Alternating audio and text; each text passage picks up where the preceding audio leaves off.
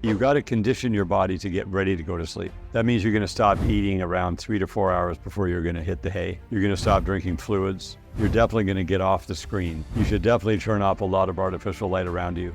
And you should also teach your body how to get the autonomic nervous system into parasympathetic.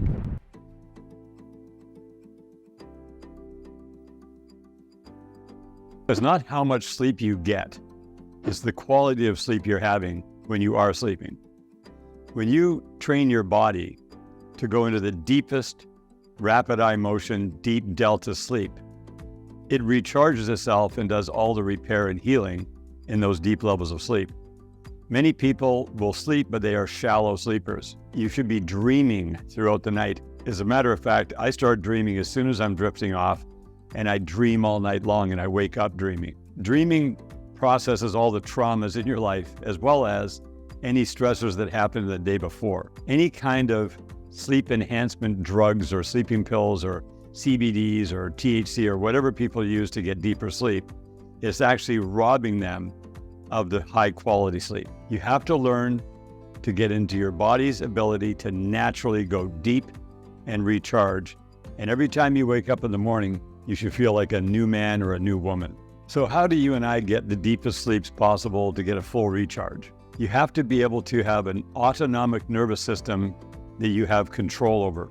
Your autonomic nervous system controls your stress levels and your healing levels. During the day, you want to be in sympathetic stress to get the job done, to get all your tasks out of the way. And then you want to be flipping into parasympathetic. Parasympathetic is where your whole autonomic nervous system shifts into digesting food, repairing DNA, and healing the body. And that's when you go into deep sleep. The reason people don't get deep sleep because they're stuck in sympathetic stress. When you train your body how to go into parasympathetic, which is actually a very simple process, then you have the best sleeps imaginable. You don't need any enhancements at all, other than you want to have a totally dark room, total silence. It's not really great to have somebody sleeping beside you because you're picking up on their energy, and you definitely do not want to have any technology on at all around you.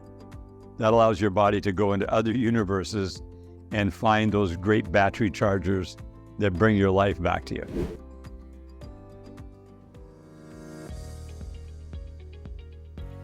One of the popular things that people turn to when they think they're not getting the right amount of sleep, and they don't know why yet, but everybody says, oh, you should take melatonin. And so when they take melatonin, it actually does help them go to sleep to start with. But what happens is that inhibits your body's ability to produce its own exact perfect level of melatonin. Then you're off the balance cycle. Now you're out of equilibrium. I wouldn't touch melatonin. You could not pay me to take melatonin. That's how deadly I am against it. I don't believe in it at all. I've seen everyone get messed up by it over and over again. All you have to do is find out how to get the right sleep habits that create a pattern where your body is now very tired when it's ready to go to bed.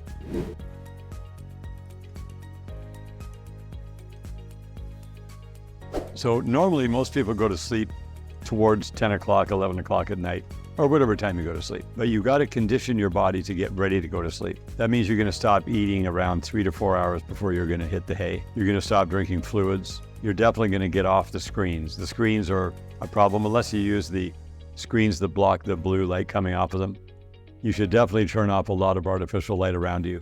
And you should also teach your body how to get the autonomic nervous system into parasympathetic. Now that's a mechanical thing you do. It doesn't cost any money. It's easy to do. It takes about 2 weeks to get your body set up for that. And then when you're going to bed, your mind is not racing on a whole bunch of ideas. You're just ready to go to sleep, and you'll literally start to go into dreamland before you even fall asleep. That's the proper setup. A dark room, nice and quiet, not a lot of stimulants before you go down. And definitely no caffeine whatsoever in your life, ever. You don't need caffeine. It doesn't matter what buzz you get. It doesn't matter how addicted you are. You want to get it out of your existence because it is totally jacking you up and is messing with your autonomic nervous system 24/7, whether you like it or not. So if you actually care enough about yourself to get into a deeper sleep where you don't need all these sleep aids, you've just got the right habits, it's totally doable for you, and anybody can do this.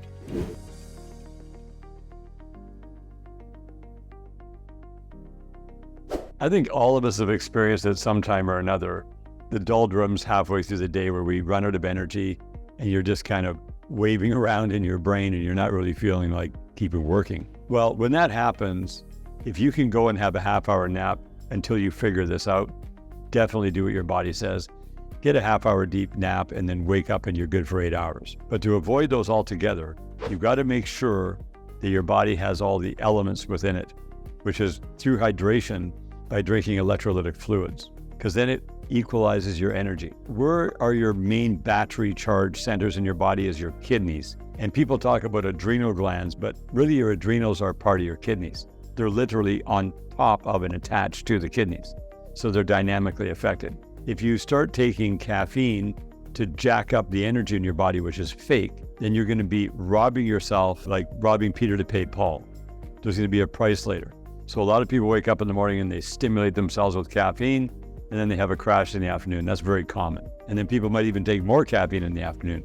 But over time, that's going to deplete you even more. So anything that's a diuretic, that's removing electrolytes out of your system, you want to avoid, and you want to bring electrolytes in so you have deeper sleeps, wake up in the morning and have sustained energy throughout the entire day. That is totally doable for all of us.